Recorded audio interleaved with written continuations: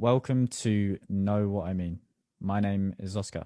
Hola, my name is George. And this was a really nice episode, actually. We had quite different takes on the quote initially, and we got a nice opportunity to talk about both of them. And it seemed like there was some stuff that was quite relevant to your life, Oscar, that you were saying. It was like nice how some stuff really tied in. And yeah, it was really nice actually to talk through it. And it seemed like there were, I don't know, that we were learning things from each other and we were helping each other see things in different ways. And, you know, that's the sign of a good conversation in my mind. And it was fun. So, yeah. Yeah. Top marks. Yeah, no, Enjoyed it. totally. I wasn't expecting it because I came in with quite low energy, but it turned out to be a bit of a therapy session, which was very welcomed. I wanted to mention at the start of this episode that if this is your second or third or even more time listening and you're enjoying the podcast in general, it would be really amazing if you could think of someone that you have good, deeper conversations with, and if you could just share it with them, because we're growing organically just through sharing, and basically it would just mean so much if it was possible for you to do that. Really hope you enjoy the episode and let us know what you think. Let's get into it. So the quote I chose for this week is from Johann Wolfgang von Goethe, and it goes as follows: "A confusion of the real with the ideal never goes unpunished." And this one we chose, it kind of expands a bit on what we were talking about last week, but you know, I'm sure we're going to get into some different areas that this is going to lead us into.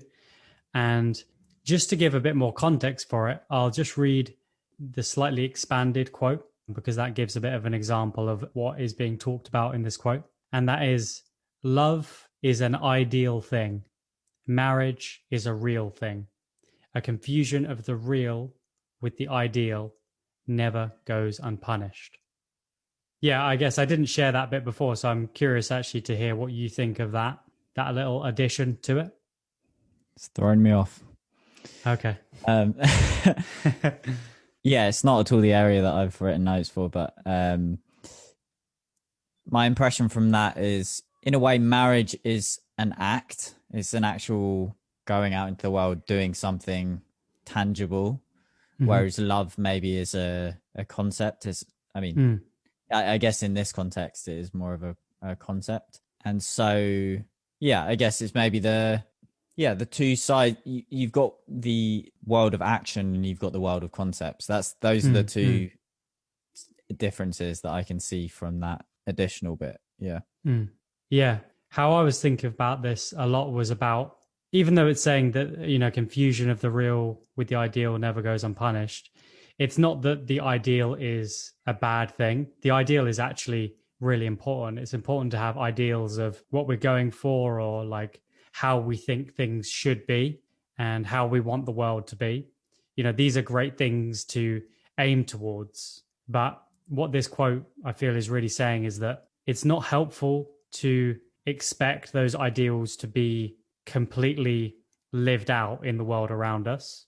It's okay we want to have those ideals embodied. That's what gives us a direction. But to feel like that's how things actually are, and to confuse that with reality, is where you can just cause extra suffering. And it doesn't mean that you don't want those ideals to be true and you're not moving towards those ideals, but it means that you've got to realize that they're two different things. You know, it gives the example here of a relationship, but it could be something like a business as well. You've got your idea of, okay, here are all the systems within my business. This is how we get customers in. This is how we process things. You know, you have this ideal of how everything works within your business. And if you're expecting that everything is going to function like that, then you're going to be disappointed when all these different things go wrong and things get messy and they don't quite happen in the perfect way that you expect them to. So it's important to have these ideals, but you've got to realize that they are going to break down, and you need contingencies for when things are not how they should be.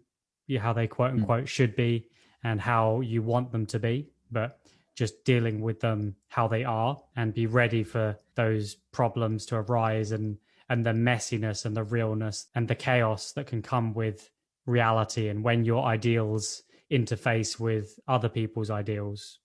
And in a set, like in your experience, do you have any examples of when maybe your ideals have been out of alignment with the reality of things?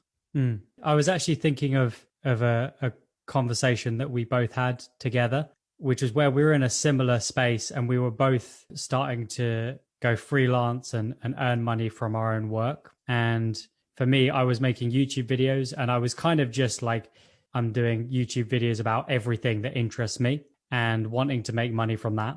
And I just had this ideal of, I'm just going to be completely me and express everything about me on this YouTube channel and make money from advertising, or people would just pay me, shower me with money or whatever.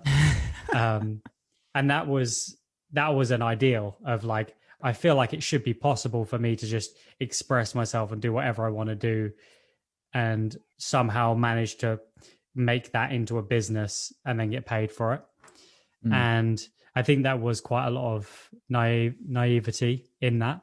And since I've kind of condensed down and focused on vegan cooking, especially, and just making really good recipe videos, and that is something that I enjoy doing, and it's something that I think is valuable to people. And ideally, I would also randomly do a video about a random cycling video or a random video about self-development or how I organize my to-do lists, like all of these things that I want to like shoehorn in. Maybe I would want to do that and want them to do well, but I've kind of had to be like, okay, let me just rein it back in and think about my audience and think about what things I'm good at and what things I can put out into the world that are actually going to be useful to people, and create a YouTube channel that's consistent and has a specific type of content that people enjoy watching.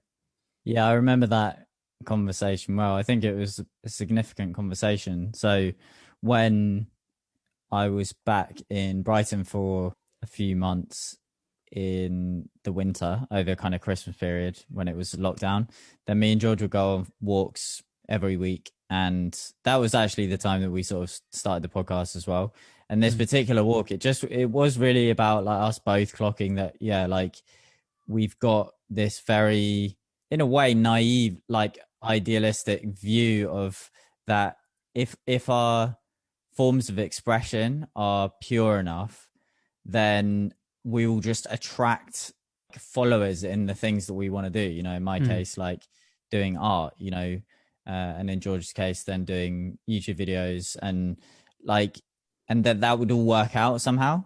But it's like the punishment comes in that that's not how it works. It's actually, there's a delusion in that, and if we were to both continue along that path of just trying to produce whatever we want to do and expecting it to do well and have its own sort of consistency and for people to kind of just get it, then it wouldn't go that way. It just wouldn't, because no one really grows a following that way, because people come to you for specific reasons. So yeah, no, it was a really interesting chat, that one, actually. What I wanted to bring in with this quote is just a focus that I have at the moment, continuing from last week. And that's in the realm of the conceptual versus the lived reality. Like non-conceptual sounds like it kind of strims it back too much. I suppose present experience versus conceptual experience. And so how it links it with this quote, I guess, is I don't think that this was the intention of Johann, but this is what I thought of. So a confusion of the real with the ideal. So a confusion of presence with our conceptual land. So not recognizing the distinction between present, rich sensory experience and full kind of life experience, the difference between that and our usual state of basically being lost in concepts never goes unpunished. So that it causes suffering, basically. So again, like spending too much time in the conceptual mind causes suffering. That was basically what I was focusing on with it. And well, I was just thinking about today. So just to kind of run through my day, I wake up, and as soon as I wake up, I'm thinking about this email that I got late last night about a kind of giving a quote to someone for a job. So I'm thinking about work, and then I'm thinking about how I probably should meditate. And so I do meditate, but it's sort of it feels like a bit of a hurdle that I have to go over to just get on with my day. So it's not, I'm not particularly committed to the sit. I get through it. I then finish my meditation. I'm preparing stuff to go and do this commission that I'm doing. I'm eating breakfast, which I'm sort of just getting out of the way and not fully experiencing, because I'm a little bit, I feel a bit rushed, even though I'm kind of not, but I feel a bit rushed, like I need to be elsewhere. I turn up to where I'm painting. I listen to a podcast, so it's more input. I'm not present really. I'm just sort of like, it's a fairly calm painting session, but I am painting and listening at the same time. At a certain point, I'm wishing that I could wrap it up because I'm quite tired.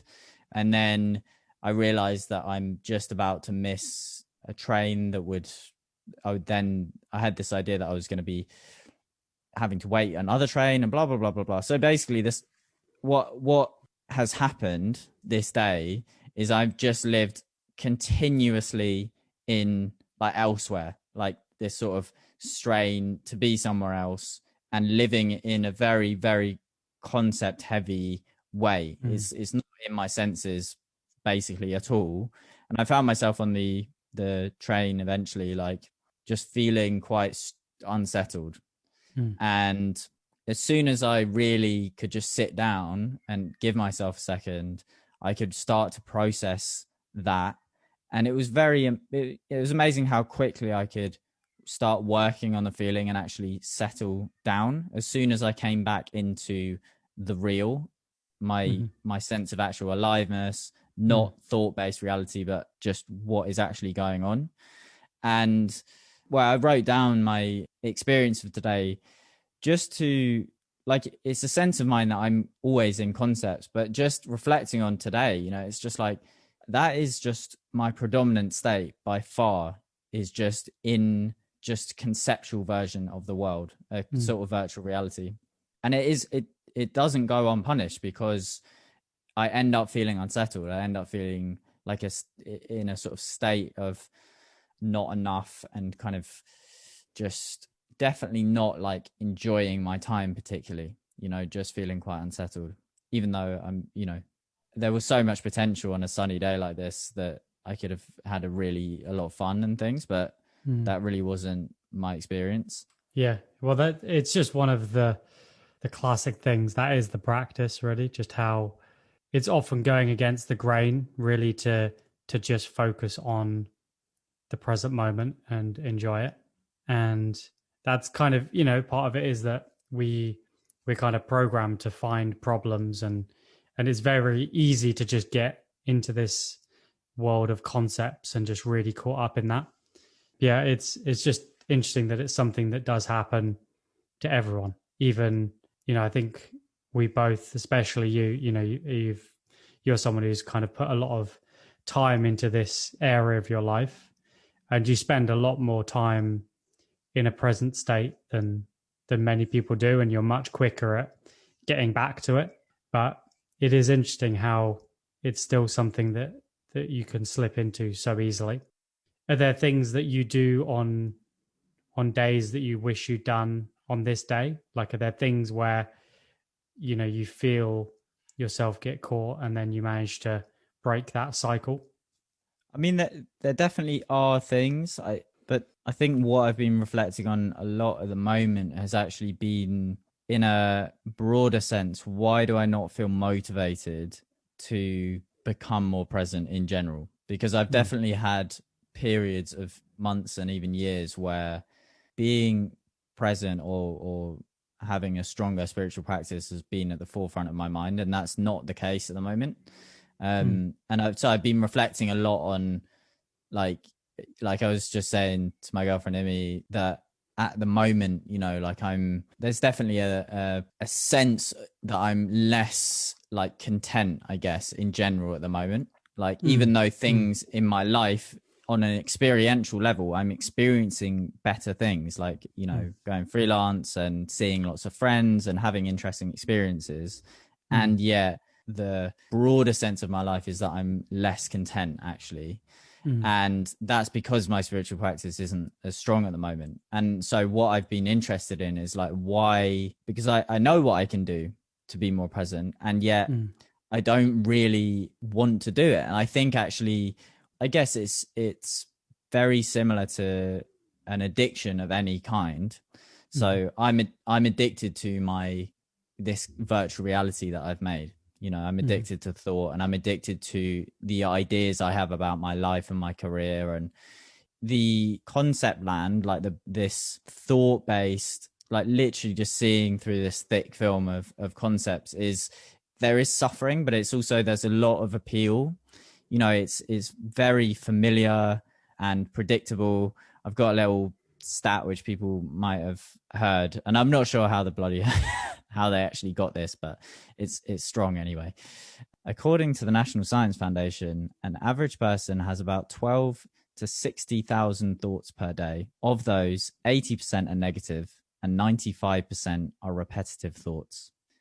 So 95% are repetitive thoughts. So it's like, even if that's not actually accurate, they're still saying that a large proportion of it is just repetitive thoughts, and a large proportion of it is negative. But like the thing is it's just, imagine if we are just repeating thoughts all the time, that creates like this landscape that I'm living in, which, even though it's less pleasurable and it's less fun, at least it's predictable, at least it's familiar, you know, and it's safer somehow. And I honestly think that's just what it is. I've just got so much momentum with this safer kind of thought reality that I've made, that it's really hard to break that cycle. Like usually, like a retreat or something would help. And that's what I've been thinking about over the last kind of couple of weeks. It's like, okay, it would be good to get on a retreat of some kind, just because that can really just, it can give you enough time to just break that constant kind of getting up and thinking all day and and just going along that cycle, and it can help to really break that. So it's not so much that I don't know how to be more present, but it's just, I just don't have the will. It's just not strong enough. I'm too caught up in compulsive thinking at the moment. So to kind of tie that into the quote, what you're saying is that this confusion, being caught up in the ideal, as in the concepts and the ideas rather than what you're really experiencing, that causes you suffering in the moment, or it just leads to a less pleasant experience of your life. Yeah, definitely. Because I was kind of thinking of what are the ways that this confusion is punished, and that's certainly one of them. Also, the other one that I was thinking of was about how if you make, and this is kind of going back to the earlier interpretation of the quote, which is if you have these ideals, like say you have an airplane, for example. Airplanes traditionally have, you know, they have at least 2 engines. Some of them have 4 engines. And if you were living in this ideal world, if you were completely caught up with the ideal, then you would only put 1 engine in, because you'd be like, oh yeah, you know, this will be fine. 1 engine, that's all we need. Put enough fuel in it, it'll be fine. And, you know, there's a reason why planes have multiple engines, because there's not an ideal world. There can be all sorts of factors that just haven't been thought of that can lead to a problem, and you need to have a backup for it. So if you have these misconceptions or these ideals of how you think things should be or how they ideally will be, that creates like a really shaky foundation. And when you build things on top of that, that makes everything unstable, because you're not dealing with the world how it actually is. You're dealing with it how you want it to be or how you think it should be. So it's sort of like, I'm gonna butcher this. You'll know, but it's like hope for the best, prepare for the worst, or something like that. It's sort of like you want a vision, basically. You want a vision that will drive you, and you want to set goals, and you want something that is inspiring to you, that might be idealized, like it might be over the top, even it might be just like in a perfect world, and this thing, and yet that's not how you don't live as if that was just the case, and just like everything is going to go so smoothly, and people will love me and do all of this kind of stuff. It's just like you actually have to live more on a day-to-day and practical level. You can't live in that way, but you can have it as a sense in your mind still, and that's when it isn't confused.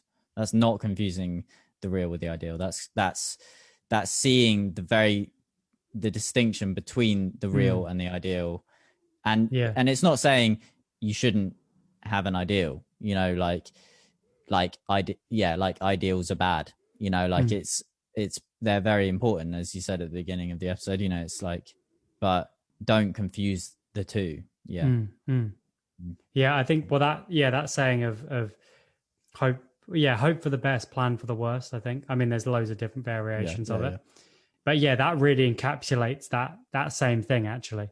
So I was thinking of ideals as like a compass, and so imagine you're in this landscape, and okay, this is the bearing on the compass that I need to follow to get to my location.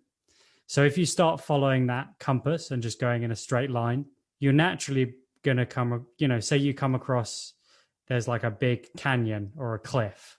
You come across a cliff, you know which way you need to go, but you found a cliff. So obviously you're going to deal with things as they are. You're going to, find a way around, find a little detour, and then try and get back to your ideal of where you want to be heading. But you're not just going to like look directly at the compass and just only look at that and just walk blindly forwards, because that's just going to get you in trouble. So you've got to kind of have this ideal of where you're heading, and then there's naturally going to be obstacles, and you're going to find the best way to navigate that obstacle, and then you're going to get back on course and keep following that ideal as best you can. Well, it's interesting, like this area of, because we could exchange, I guess, ideal with like goal setting, for example. Like, and there are different approaches. I know there is often emphasis on having this idea of what you want, and that's by and large, like, people encourage that. But there's also there's other ways of approaching life that don't so heavily emphasize having this very clear idea of exactly what you want. So, for example, you could take the approach of being very, very present and choosing to essentially making sure that your karma is positive, making sure that you are acting with good intentions towards people, and focusing on things that you care about,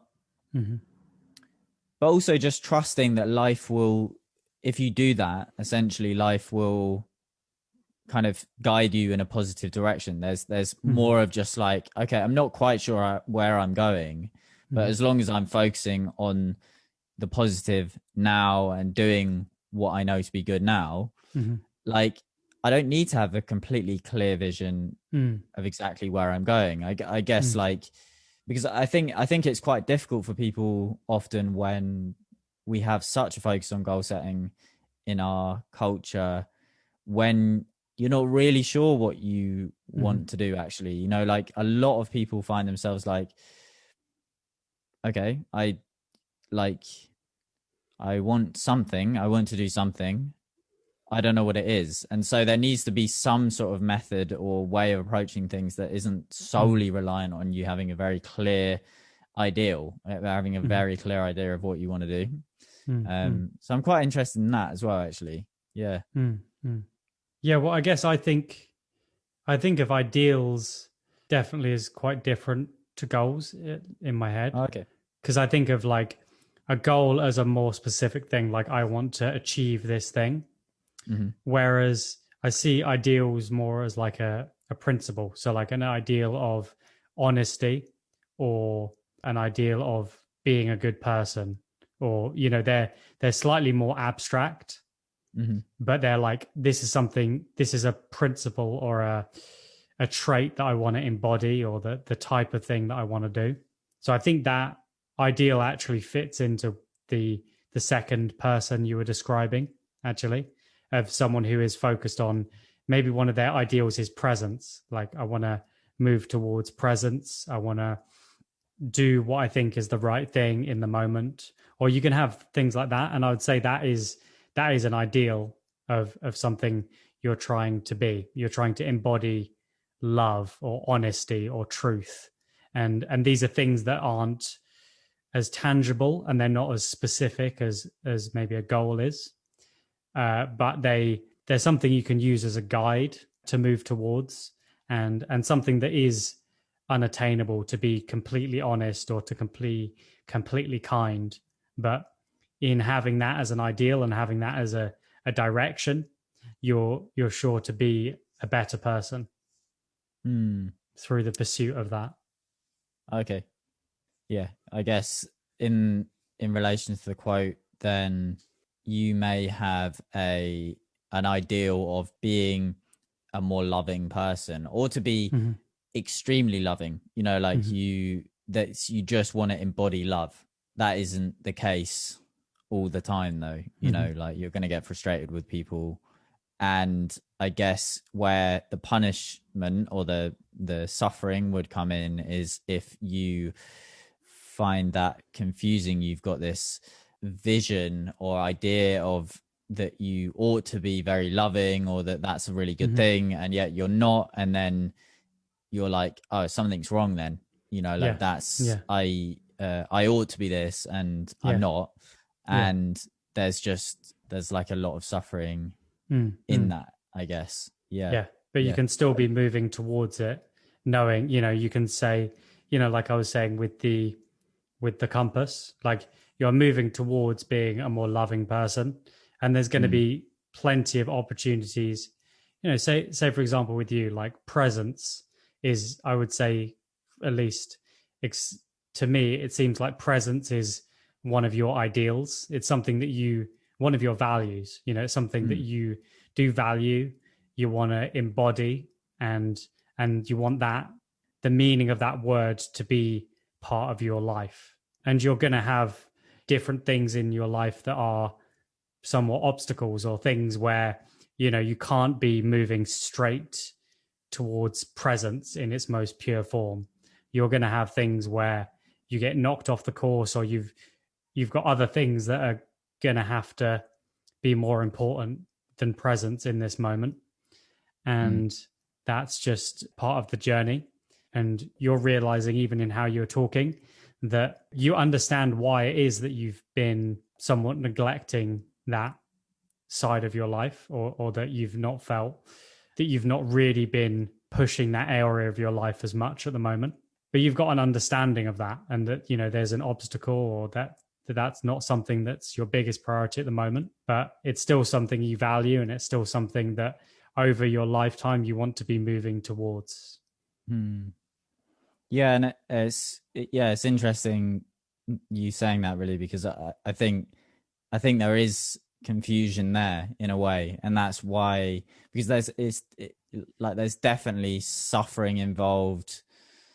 Like in Buddhism, then it's talked of as what's called the second dart, or the second arrow. So you've got the initial arrow of, for example, I'm less present at the moment, and I'm feeling a bit more unsettled. So that would be the first arrow.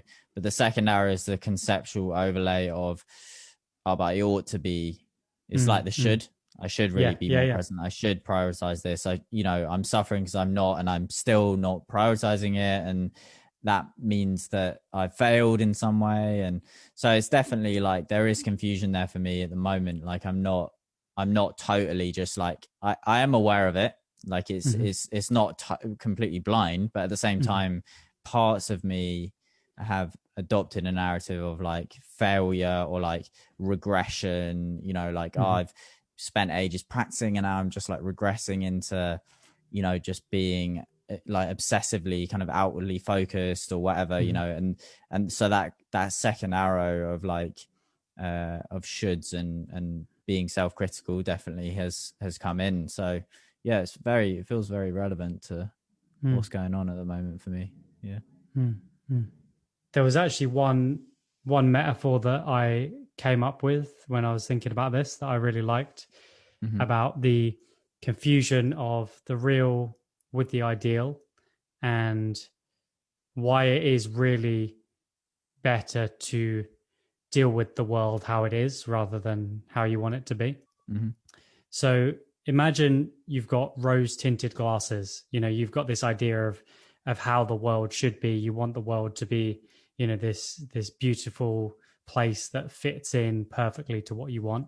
And it's like you've got these rose tinted glasses that are very rose tinted.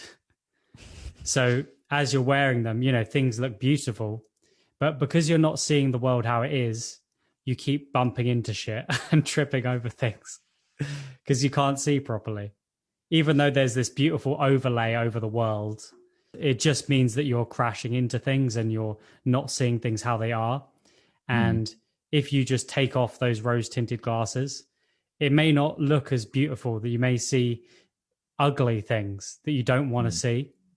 But through seeing where those things are, you will suffer less. And through actually seeing where the things are, even if they're ugly and not how you want, things will be better for seeing it like that. You'll be less injured. Yeah. You stop stubbing your toe on shit. Falling off cliffs. But I mean, you know, you can wear the glasses or not. It's up to you. Yeah.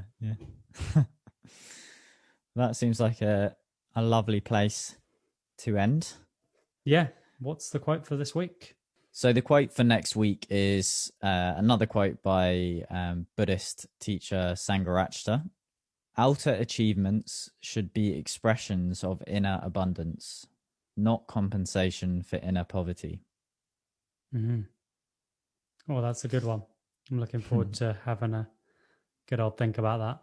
So if you have any thoughts about this week's episode or the quote that's just been read out for next week, feel free to get in touch via Instagram, knowwhatimean.podcast, or we've got our email in the description below. And if you fancy buying us coffee, if you've liked this episode, then that is also linked up in the description. That would be mucho appreciated.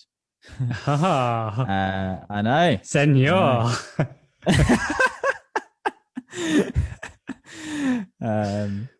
Yeah, so thanks so much for listening, and we will see you next week. Enjoy your week, guys. Peace.